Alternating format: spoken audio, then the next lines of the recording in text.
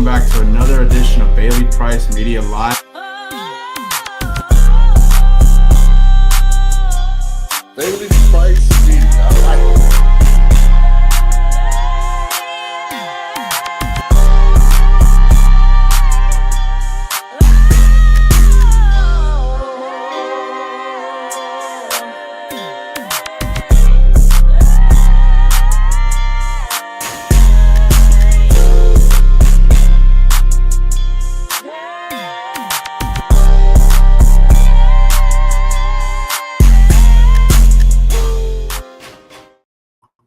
What's going on, everybody? Happy Tuesday. Welcome back to another edition of Bailey Price Media Live. Today, I got a great show planned for you today. We got lots to talk about, including Deshaun Jackson signing a new quarterback transfer. We'll discuss that as well. We got a couple prospects that I want to break down from the NFL draft, NFL scouting combine. They're putting up some numbers in the underwear Olympics, so to speak. But we're also going to discuss that. We're going to discuss Sherrone Moore in Michigan, elected to not cancel their spring game, unlike most college football programs as well. We're going to discuss that, as well as Travis Hunter talking about what Jackson State means to him and his time playing at Jackson State. Cowboys extend another defensive lineman that is not Micah Parsons. We're going to discuss that as well with the main man, Alcorn State assistant head coach. Coach Fred is going to join us today, and I can't wait to discuss that with him. Also, stay tuned to the end of the show. He has a special announcement as well about something he's got going as well, so stay tuned for that. I can't wait for Coach Fred to announce that here on Bailey Price Media Live. If you're watching, make sure you hit the like button, subscribe, and become a member of the BPM Army here at Bailey Price Media Live. That super chat button is open if you'd like to leave a donation or ask a question. Hit that super chat button. Without further ado, let's go ahead and bring in our special guest, Alcorn State assistant head coach, Coach Fred, Coach Leroy Frederick. Coach Fred, how you doing, man? Happy Tuesday. Hey, same to you, man. Same to you, Bailey. You always get me grooving and moving with that intro, man. That's super dope. I like that. Absolutely, man. I'm glad you like the intro. Got a new song going. Got the new intro here for the new year in the off season. Man, Coach Fred, glad to have you on here on this fine Tuesday. I can't wait for your special announcement here at the end of the show. But let's get into it, man. Spring ball is here, and we've discussed other coaches across college football canceling their spring games and electing to go with a more pro-style approach to spring ball. Sherrone Moore, to the contrary of that, has come out and said he's elected to not cancel Michigan's spring game. He says he doesn't think it's a big threat for his players to be poached or not. You heard Matt Rule come out at Nebraska and say how he's canceling his spring game due to tampering reasons and having his players poached. Sherrone Moore came out and said, I know the risk. People are going to poach your players. People are going to do that regardless. People shot players. I don't think the spring game is going to make a big difference in whether your guys get poached or not. Coach Fred, I know you're getting ready to start spring ball where you're at. What are your thoughts on Sherrone Moore electing to not cancel Michigan's spring game? I mean, I get it. I like the fact that he's siding on the side of tradition and what it's been. I think that's a huge stepping stone going forward for college football with everything that's changing. But then also, he's at Michigan, so he ain't worried about the bag. They got a bag. So if a kid that they really want to keep there, they got the bag to be able to keep the kid there, so they ain't got to worry about him being picked or poached, from somewhere else. But, I think we talked about this the last time we were on the show. Mm-hmm. At the end of the day, man, the portal opens up again. Whether the kid balls out in the spring or not, if he wants to get in and dip, he's going to do it anyway. So, I get it. And trust me, I know he's not going to go 1,000 miles to the wall. He's going to be able to take care of his players. So his main guys, he's going to try to do as much as he can to keep them from getting injured, I'm sure. But as far as just, worried about being poached, I'm glad he took this approach. Yeah, absolutely. And traditional approach, to say the least, and not so traditional era of college football. Let me ask you about Sherrone Moore in Michigan. Sherrone Moore obviously took over for Harbaugh and had a tough season last year, but still took out Ohio State. So that's a good win for Sherrone Moore in Michigan, obviously. But how do you feel about Sherrone Moore in Michigan headed into this year? Like you said, it was a rough start for him in the beginning. And as the season went on, they picked up some momentum, picked up some wins. And then by the end of it, they got the one that I think may have saved them for a couple. because you got to think, Baylor, if he goes out there in Ohio State boat races, I'm sure there's probably no hesitation to end his stint right there. That's that Saturday.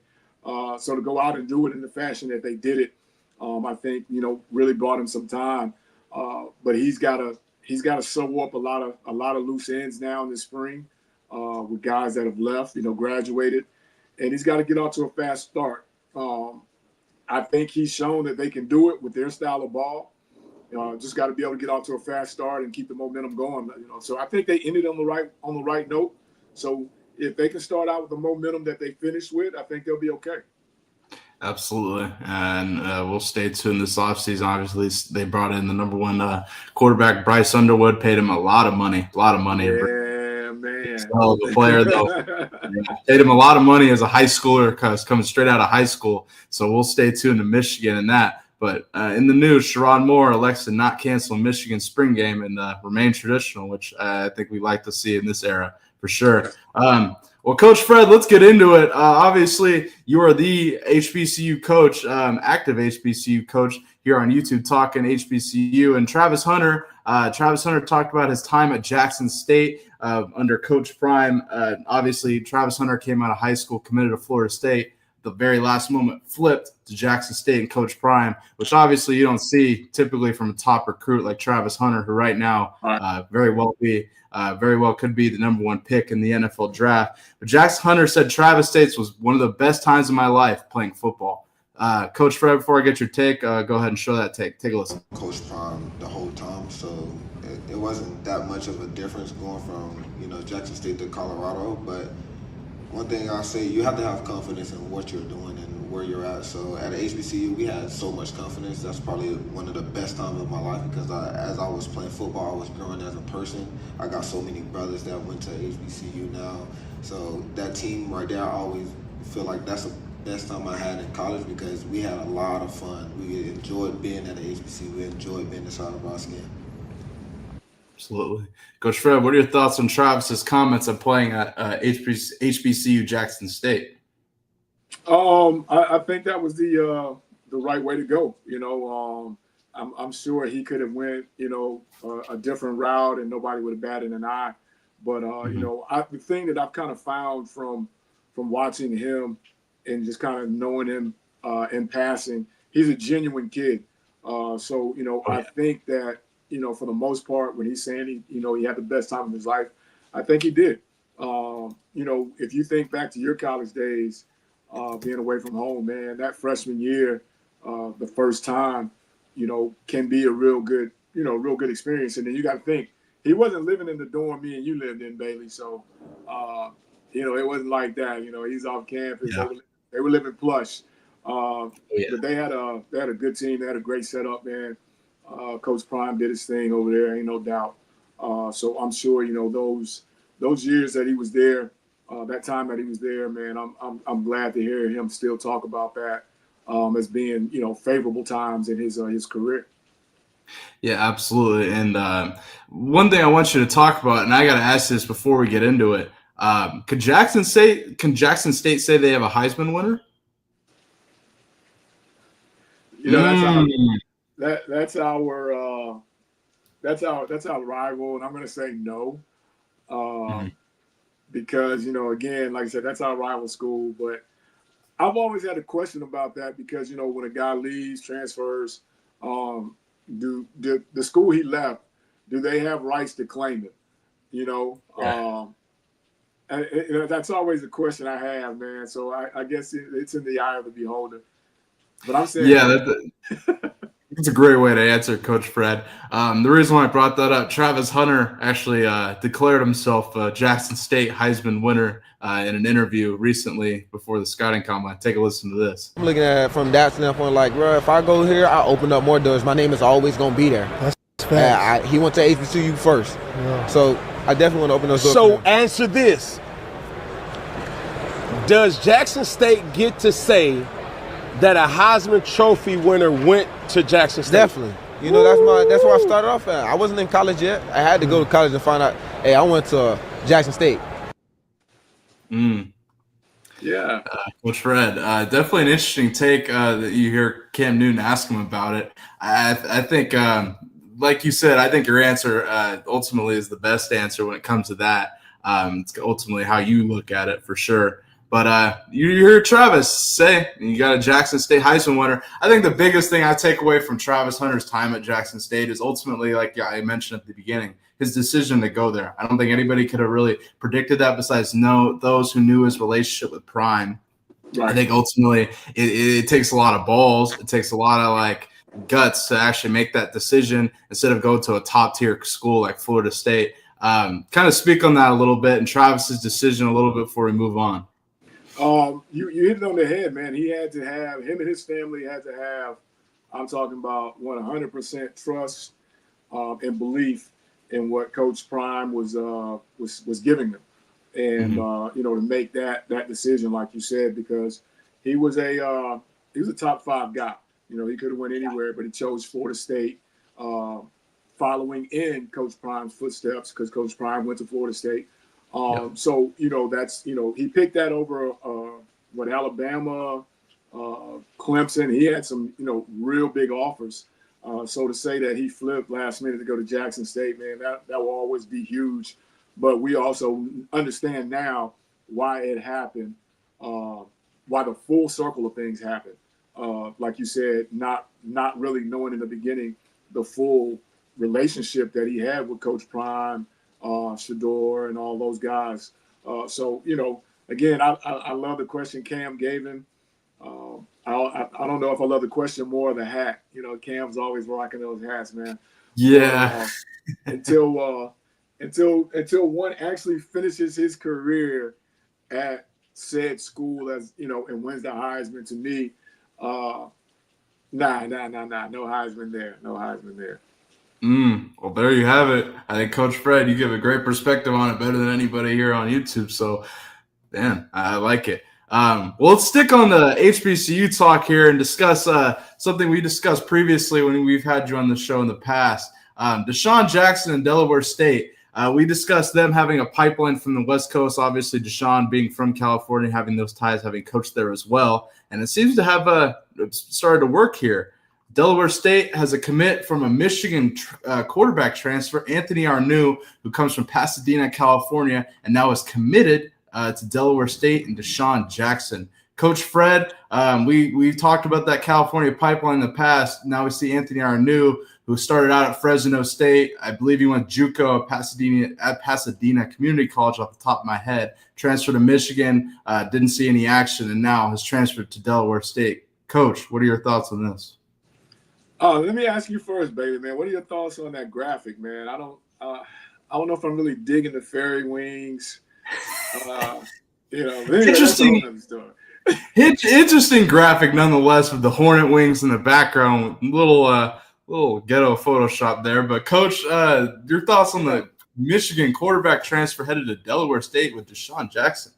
I mean, for the shock value, man, I think it's a big thing. Anytime you can create, chatter about your program, I think that's a good thing. That's positive. The only thing that I would, now question is, you see that knee brace on his knee. How do you keep from getting another knee brace put on the other knee?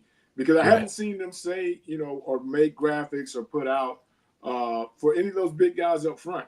Again, you can have all of us you want. And when I say us, I'm talking me and you, skill guys. But if you don't have those guys in the trenches, man, I don't care where he came from. I don't care where he transferred in from. It's going to be tough for that, for that young man to succeed. But creating buzz, I think they did that with this.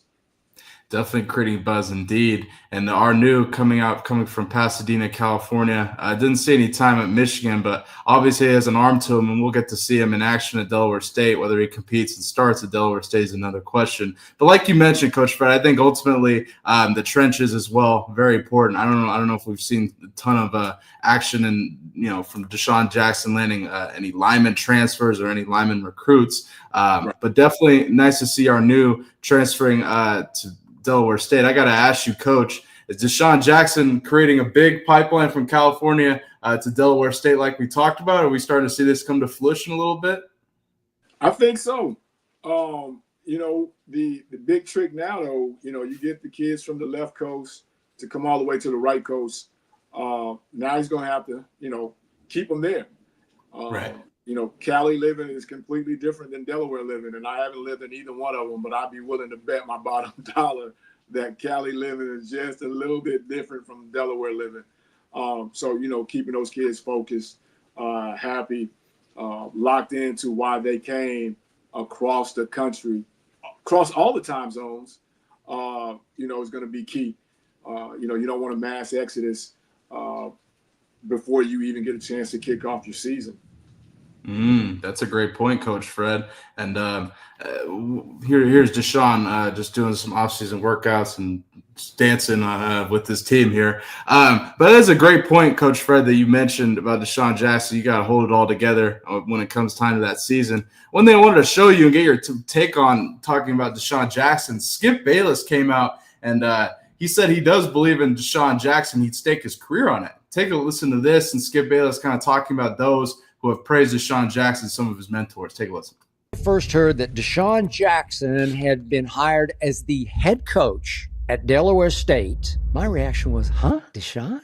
Seriously? But my man Lil Wayne knows Deshaun much better than I do. I know him a little. And Wayne texted me back that he wasn't really surprised by this hire because to him, Deshaun has always been into the strategic side of football. Deshaun has a quote unquote interesting but knowledgeable take on the game. Translation, thinks outside the box with high football IQ. That Deshaun has always been, and I quote Wayne, super inquisitive, and that he'll surround himself with coaches who either have been head coaches or coordinators or have high coaching experience. But for me, the clincher was that Wayne was told that two men had gotten in touch with the powers that be at Delaware State and had closed this deal by vouching for Deshaun. Those two men, Andy Reid and Deion Sanders. So then I subsequently read in an interview that Andy Reid said, I would stake my career on Deshaun's success at Delaware State. Whew.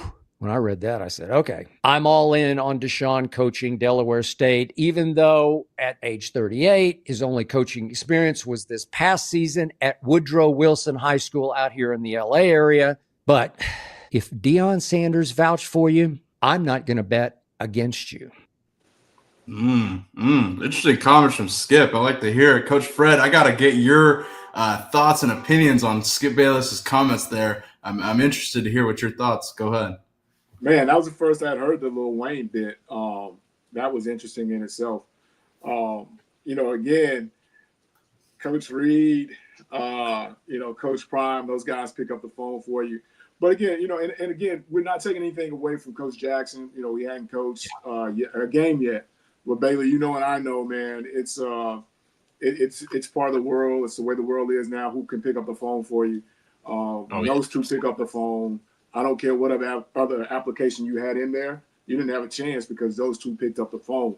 The only issue is going to be when those two aren't there, what is, Coach Jackson going to do?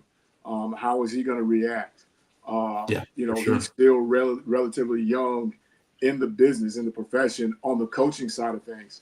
So that first interaction, when it gets heated with him trying to correct a kid, what's going to be his style?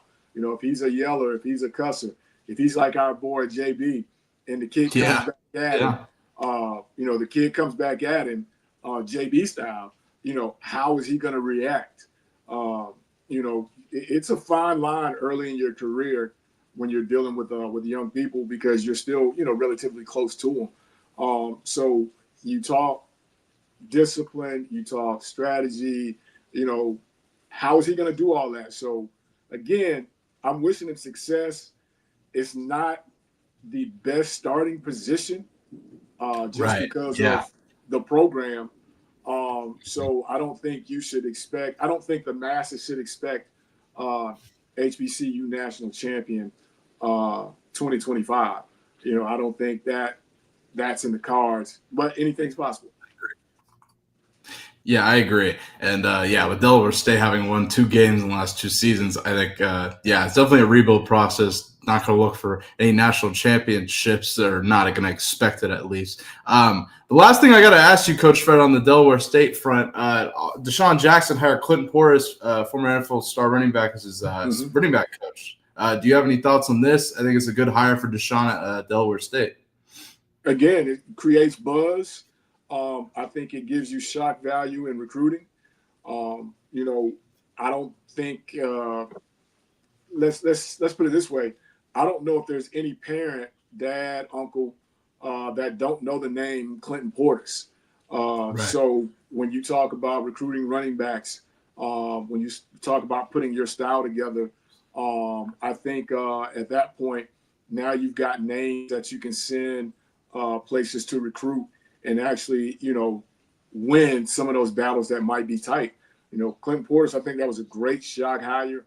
Now, if he can translate his career into a coaching career, I think that'll be a big time hire for him. Again, and think about this: he's a Mississippi kid, Clinton Portis, but basically a Miami native as well. Right. Delaware is light years away from Miami, man. Light years away from Miami. True. So, will he be able to hold on to Clinton as well? So, a lot of questions there. A lot of questions indeed. Definitely something to keep your eye on. But if anything, the hire creates buzz, especially in recruiting, like you mentioned, at this day and age. This will definitely turn some heads. I don't know how many people my age or recruits coming out or my age really know Clinton Portis. You'd be surprised at how ignorant some younger people are. But nonetheless, I think it's a great hire for Deshaun and Delaware State. Something to watch going forward.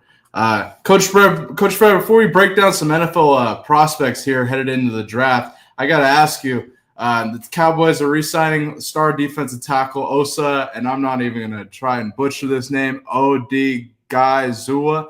I got to ask you, when I saw this, I was surprised that they didn't extend Micah Parsons. I was also surprised. I was just surprised at the signing in general. It's a lot of money. Does this mean Micah Parsons is gone out of Dallas, though? That was my take, Bailey, because to me that he's got to be your first priority, don't he? If you're sitting in that seat, if you're sitting in that seat, unless you've got something working behind the scenes with him, I would have thought that pretty much a lot of the money, if not all of your money, was probably needed to be designated to be able to keep Michael Parsons, because we all know the talent that he is and how valuable he is to that defense. So that was the first thing that came to mind when that didn't happen. I was like, okay, that means that him or his representative told him that they don't want to be there anymore, so they're not going to waste any time with it. Right. Because I don't know how you don't make him your first done deal, so to speak. Yeah, I agree with you. And I think it's interesting with Micah Parsons. I kind of saw this coming, so to speak. I think if they would have paid him, you would have paid him like that would have been Micah Parsons. You're going to pay him. I think they're going to hold out, and it's going to be a big whole dramatic thing in the media. Micah's obviously got his podcast. I can only imagine how this is going to transpire and go. But I was definitely surprised that this isn't Micah Parsons. Now I got to ask you before we move on. If Micah Parsons is out of Dallas, where is the best landing spot for Micah Parsons and why, in your eyes? There's a couple teams that come to mind, but it's also got to be a team that's probably willing to pay him, I would guess. So landing spots for Micah Parsons? I got two in mind. They're both AFC teams. Well, really three. And like you said, it's just going to be one of those deals where what would Cincinnati be willing to give him? If if he became available, I think that's one of the key pieces to, if Baltimore could find a way to work the numbers, I think that would be a great fit in Baltimore. In Baltimore, just with what they do and what they've done in the past defensively, and then keeping it AFC. What's the piece that Buffalo needs to beat those teams to get over the hump? That's a good point, Coach Fred. Buffalo, if I had to guess, if he's leaving Dallas, they're going to trade him out of the NFC. So I think all the teams you mentioned certainly have to be in play. Buffalo, I think, is interesting because they need an edge rusher. Obviously, you had Von Miller up there who's getting older, Matt Milano. It's interesting. I think that could be a good landing spot for Micah Parsons if they're going to pay him. Now, if I don't know what Buffalo, they just extended Khalil Shakir. Obviously, the little shifty slot wide receiver Boise product, they extended him. Interesting. Micah Parsons. Anyway, Micah Parsons is not extended by the Cowboys, so we'll stay tuned. What team you got in mind? I honestly think he stays, and it's a big media dramatic debacle. Dallas. Yeah, I think it's just going to go him and Jerry Jones back and forth. It's going to be him on his podcast. It's going to be a big-ass shit show. But I think I just don't know how they work out the deal with their cap. I thought they already didn't have a high cap number, and then they paid this guy $52 million guaranteed. So I just a lot of questions in Dallas. They didn't have a lot. That's why I was kind of like you. That surprised me, and that was why in my mind I'm like, oh, okay, he's out of there. Must be. But, like you said, we'll see. But I'm glad you brought that up because I meant to text you offline on the Coach JB show. I told you where Deebo Samuel was going to end up. I said it. Oh, you said Washington? JB claims he called it. And I was like, I went and found the clip, and I was like, I guess you called it technically. Like, it was like he said the Commanders and then I cut it off because, you got to do that with the clip. Yeah, Deebo to the Commanders. Coach Fred, the 49ers traded Deebo Samuel to the Commanders for 5th-round pick. I didn't even remember you said that. So you called Deebo to the Commanders. Now, what does this mean for the Commanders? What was the segment you put that team game? Yeah. Yeah, we're playing the segment. Yeah. Man. So now I got to ask you, what does this mean for the Commanders? Do you think that the Commanders have a shot to win? Well, obviously they have a shot, but do you think that puts them atop the NFC East despite Philly winning the Super Bowl? I think it's a huge get for them for sure. I think we itch that closer.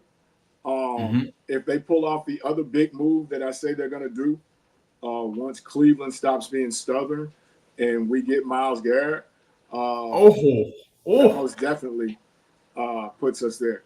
So I'm calling that on the Bailey Price show. I'm calling it on the Bailey Price show right now. Myles Garrett to Washington.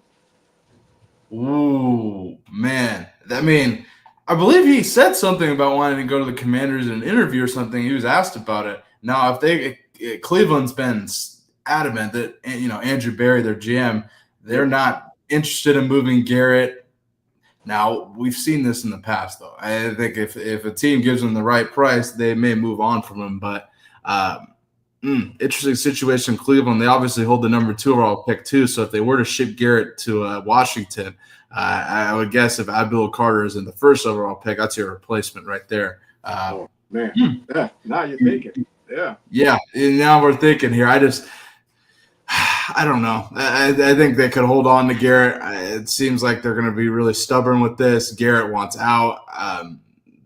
People I've asked, like, Matt's certain that he's gone. I don't know if he's gone. I think that, it could be a situation in Cleveland to monitor whether they end up moving on from Garrett. If you had to make a guess right now, do you think they trade Garrett? I think they have to. Again, he's under contract, so yeah, he has to play. But do you really want him to be disgruntled in the building? When you could get something for him now instead of waiting and letting him walk for nothing, Yeah, absolutely. That's a great point. And definitely something to watch in Cleveland. Deshaun Watson's out the entire year. They may have to address the quarterback position if they don't re-sign Jameis Winston. Sean King's big on Jameis Winston, think he can go start somewhere. I tend to agree with him, but I don't think Cleveland's going to be the spot. Definitely something to watch with Myles Garrett, Coach, and we'll see if they end up trading him. See if Andrew Berry decides to be a little less stubborn. But, Coach, let's get into our NFL prospects and our NFL prospect breakdowns. There's 2 guys that I wanted to really highlight and break down here on Bailey Price Media Live on this fine Tuesday. The first one I'll go ahead and start with now. I wanted to highlight Brashard Smith, running back out of SMU. transferred from Miami, obviously, as well. He was a wide receiver in Miami, switched to running back, and then transferred to SMU, and last season helped lead SMU to an ACC championship appearance. I think he's a hell of a player. Coach Fred, what are your thoughts on Brashard Smith? Brashard Smith ran a 4.39 40-yard dash at the NFL Combine. I really think this is somebody to watch out for in the NFL, whatever team ends up getting him. But, Coach Fred, what are your thoughts on Brashard Smith headed into the NFL? I think this was a great move for him leaving Miami. It gave him a chance to put it on tape.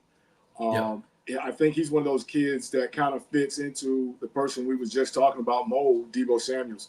I think he can give you some life in the slot, definitely all the return games. And then he can go back there and be, suitable for you in the backfield, not just a third down guy. And he is definitely a home run hitter. So, I think teams that tend to need that speed or want that speed, I think he's one of those guys that can definitely go into a program, a franchise, and make that happen. So I think he's a great prospect, and he just he went out there and put it on tape, man. Yeah, and last season, SMU going to a new conference and appearing in the championship game in the ACC, I think that was definitely something big, Smith being a big part of that as well. To me, Brashard Smith, after his last season at SMU, I think he proved a lot of people and turned a lot of eyes on SMU. And people, him coming out of Miami, I was really excited to see what he did at SMU under Rhett Lashley, and he had a terrific season, over 1,300 yards, 14 touchdowns. To me, if you had to give an NFL comparison for this guy reminds me a lot of another running back, Rashad White, coming out of Arizona State, type of running back who's really, really good in the passing game. Obviously, Brashard Smith used to be a receiver, and so that explains why he's such a great receiving back. But if I had to give an NFL comparison, I see this comparison all day. Great elusive receiving back, still running between the tackles you want him to. We saw that before the Bucs had acquired Bucky Irving this past season. But Rashad White, if I had to give an NFL comparison for Brashard Smith, it's Rashad White. Do you agree, Coach? Oh, man, that's a home run right there, man. You hit it on the head with that one. I was saying the Deebo deal, but, man, I forgot all about that kid, because he had ended up splitting time this year. With like I said, with Buggy, but yeah, that's a great comparison. I like that. Absolutely. And Coach Fred, if you had to look at a team that will go after Brashard Smith that needs an elusive running back that can do it all, do you have a team? Maybe your Commanders. I don't know. I obviously have Brian Robinson, Eckler. They brought in as well. But do you have any teams that should go after Brashard Smith? Well, I want all that kind of talent in Washington, no doubt about it. But I think the 49ers have got to try to replace what they had with Deebo, and they've got to find a guy that can give them what CM gives them, especially if he's not there. I don't know if they want to get bigger, but I think he would be a perfect fit to play beside Chris McCaffrey in that Deebo Samuels role. So I think that would be a good fit for him as well. I think that'd be a great fit from Coach Fred in that McCaffrey role. Another great fit, a team that comes off the top of my head, the Miami Dolphins, actually. Miami Dolphins recently got rid of Raheem Mostert. They still have A-Chain down there, who is their primary running back. But I think you could bring Brashard Smith in, similar to what the Bucs have in their two running back system with Bucky Irving and Rashad White. I think Brashard Smith going down to Miami with the Dolphins under Mike McDaniel, I could really see that. And I think that's a team that could go after him. Still with Miami, it's interesting, but yeah, your thoughts? That's a good one. And we know they like speed. We know, Coach McDaniel, he wants to spread out, get those matchups. And they did just get rid of the Mostert or whatever. So yeah, I think that would be a good fit for him as well. Definitely. Yeah, absolutely. And talking to the Miami Dolphins a little bit before we move on to our next NFL prospect. What's next for them?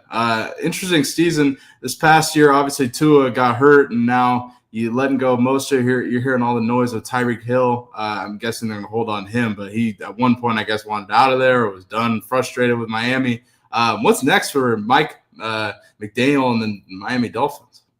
They've got to address the quarterback issue. I know, Tua's their guy, but he's shown in the last two seasons that the durability is questionable. And, they take tremendous hits when he's not there. They're really good when he's there in their own, and then they're really bad when he's not there. So, I think that's got to be a priority for them. They've got to address that. And then I think, they've got to address the defensive side of the ball. But their main thing to me, they've got to look at bringing a quarterback in there to play behind Tua, because Tua's your guy, no doubt. But you've got to have somebody that when Tua goes down can keep the train moving. Yeah, absolutely. That's a great point with Tua. Obviously, he's suffering with the concussions. Him not choosing not to slide as well, I think, plays a part in that. But unfortunately, concussions with Tua. I think it's going to be really tough for the Dolphins. I'm going to be really honest with you, Coach Fred. I think the Patriots are getting better. I think they're going to be a lot better with Vrabel. Buffalo is what they are. I think it's going to be pretty tough for the Dolphins headed into next year. I like what they have. It all depends on, like you mentioned, the quarterback position with them. If Tua is playing well, we've seen Tua have pretty damn good numbers in the NFL. Yeah, absolutely. And when he's not there, that team is kind of in shambles. So we'll see with Miami, see if they can land somebody here in free agency in the offseason.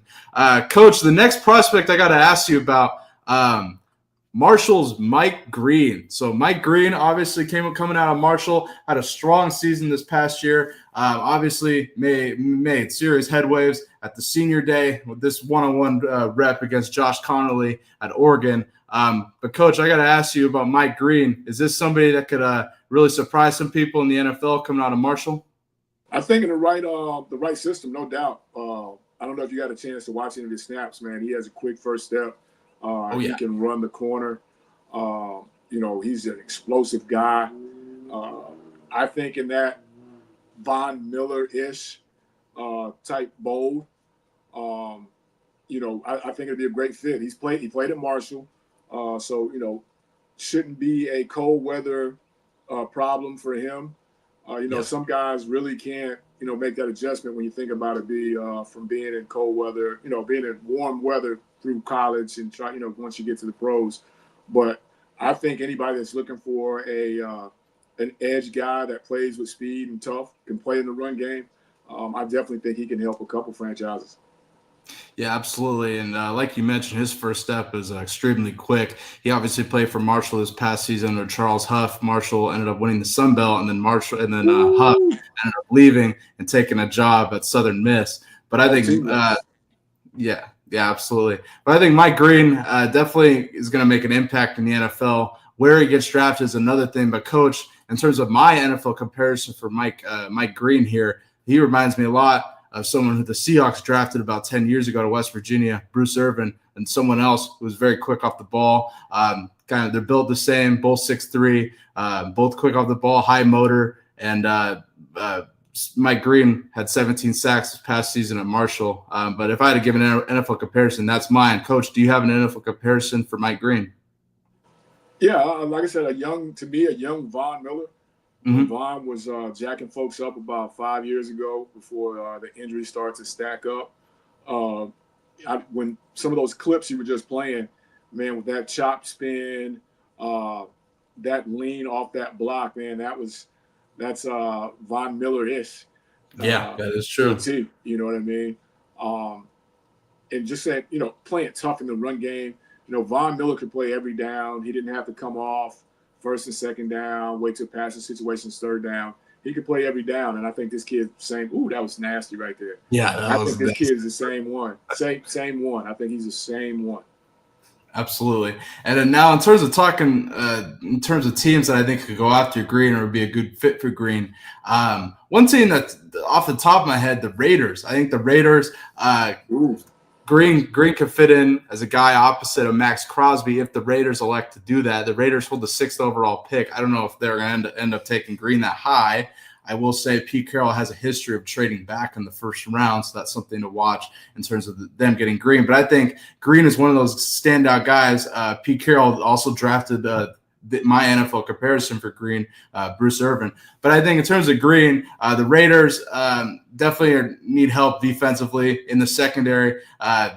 Could use an extra guy on the defensive line. I think this is somebody that Pete Carroll is not going to ignore, and the Raiders could be a good fit for Green. Coach, if you had an NFL team that will go after Green, who do you think and why? Where does Pittsburgh pick? I think 21. He may be gone, but he is a he puts me in that mold with what they do defensively on the other side of Watt. I think he could be that. You probably don't remember the name Lawrence Timmons. I think he could be that guy for them. Just for sure. Solid. Just a solid guy. They can stand up. They can put his hand on the ground, and they need some help defensively if they want to continue to move the needle past the first round in the playoffs. So I think Pittsburgh, he'll probably be gone by then, but I think Pittsburgh would be a great pick for him, for them. Man, I mean, if he ended up in Pittsburgh with what they got on the edge with Watt and Highsmith, Cam Hayward, I don't know if he's going to keep playing with the Steelers. Oh, that's something interesting to watch. But yeah, Mike Green would fit in perfectly with Pittsburgh's scheme off the edge. Him and T.J. Watt on each side, along with Highsmith. Woo. Man, I think that would be a great fit for Mike Green. One thing with Mike Green, he has been asked all throughout the NFL scouting combine about the issues of sexual assault in high school, and he's denied it multiple times. And here's a compilation of his comments on that situation. Take a listen. Accusation of sexual assault that I've never been questioned about.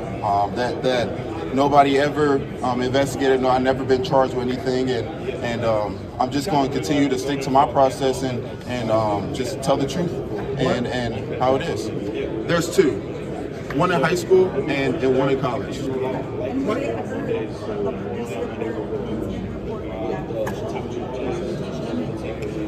And at Virginia, it was an anonymous report, so no, that it was no. It was nothing that came up out of it. There's no questions that even been asking me. Out of high school, yes, they did do their due diligence, and they end up just closing the case. Yeah, there's a lot of talk out there, and it's just a bunch of people that really don't know what actually happened. I've never done anything wrong. I've never been charged with anything. My main focus right now is just telling these teams everything that they need and want to know. It's just a little frustrating just seeing online that everybody just has everything to say, and that's not the case. So I'm just going to continue to stick to the process, and I'm confident in myself and the way I've been handling this process. Coach, what are your thoughts on Green's comment on these sexual assault accusations, one in high school and one during his time at Virginia? One, first, and correct me if I'm wrong, did he just open up with that? Or no one asked him about that, right? No, that was a compilation. He has asked multiple times about that, the scouting comment. That's just a compilation of his answers. The first one, he's like, I know what you want to talk about, whatever. And I'm just like, okay, where's this PR team? We don't talk about that to the media. We let them do that. We talk about that with the teams that ask us because we don't want to give open-ended comments, and I think he gave some open-ended comments right there to me that would raise some speculation as to the charges are being said, not charges, accusations as he put it. If I'm a part of his PR team, if the New York Giants aren't asking us about that, we're not talking about that. There's no need in talking about that. I hate that, but this is a thing that we tell these kids all the time. It'll come back to you. High school, the NFL is ruthless, man. They will go ask and find your third grade teacher how you were, leading up to all this stuff. So hopefully it doesn't cost him in the long run, so to speak. But this ain't the typical he failed a weed test, blah, blah, blah. This ain't that. We all know how serious sexual assault is. And we know what kind of, how big that issue is right now. So hopefully this doesn't cost him or hurt him in the long run. And, he gets past this thing of having to answer these kind of questions. Yeah, and you made a great point in the way he answered the things he said. I don't know the exact questions that were asked to him.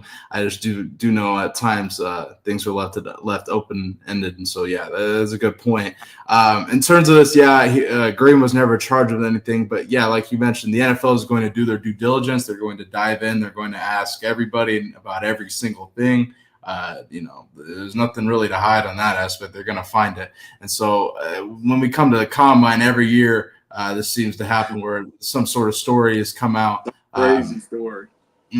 Yeah, absolutely. We'll see whether this affects Green's draft stock at all. One thing I will say, going back to the team that I think could go after him, the Raiders, Pete Carroll has never been afraid to bring in a guy who was a check or pass, so to speak, or some issues, bring him in and give him another opportunity. So that's the one thing I will say. He did it with Frank Clark coming out of Michigan a few years back, if you remember. Frank Clark ended up having a great career. So that's the one thing I will say on that.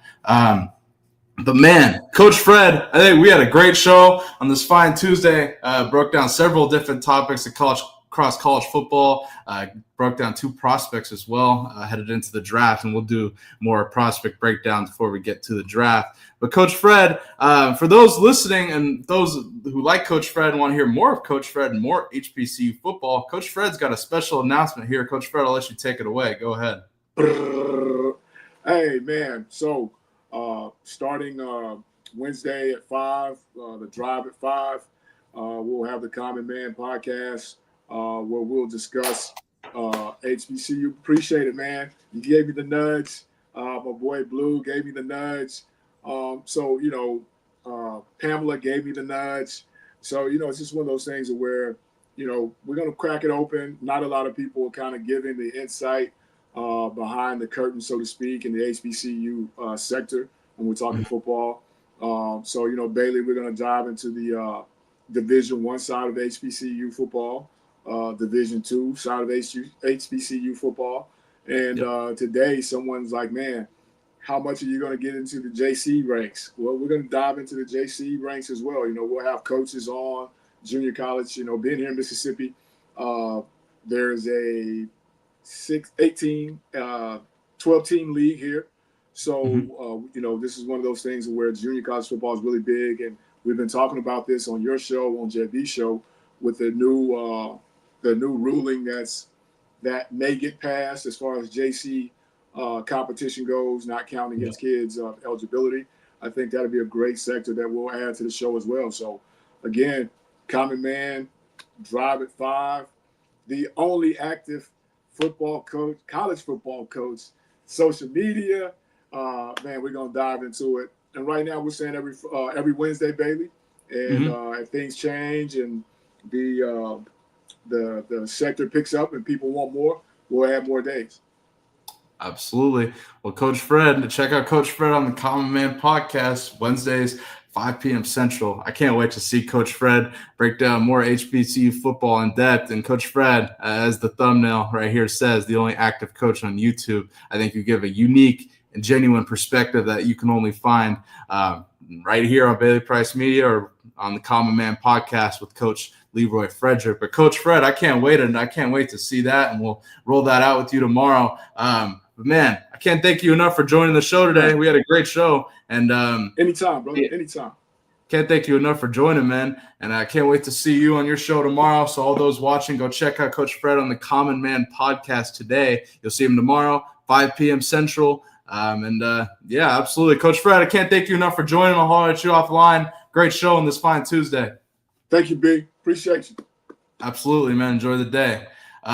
Shout out to Coach Fred, Alcorn State assistant head coach, Coach Leroy Frederick joined the show, gave some insight on several different topics, including Sherrone Moore saying he's not going to cancel Michigan's spring game, Deshaun Jackson of Delaware State landing a Michigan quarterback transfer. We broke down 2 prospects, Brashard Smith and Mike Green, and I gave the NFL comparisons for both, which teams I think should go after them and will go after them, and we discussed more as well. But, man, great show. To all those watching, make sure you hit the like button, subscribe, and become a member of the Bailey Price Media Army today. I appreciate you, and we'll be back on Thursday with a very special guest that I'm going to announce tomorrow, so stay tuned to that announcement as well. I'll see you guys tomorrow on the Coach JB Show with Big Spitty, 9 a.m. Eastern, 6 a.m. Pacific. I'll be live with Matt McChesney tomorrow on 0 to 60 at 3 p.m. Eastern. And obviously, I'll be live with Coach JB on Slap Nation, our LA show tomorrow at 1 p.m. Eastern as well. Enjoy the day. Great show on this fine Tuesday, and we'll see you guys on Thursday. Check out our clips on YouTube as well. And appreciate it. Enjoy the day. See you guys on Thursday. Peace.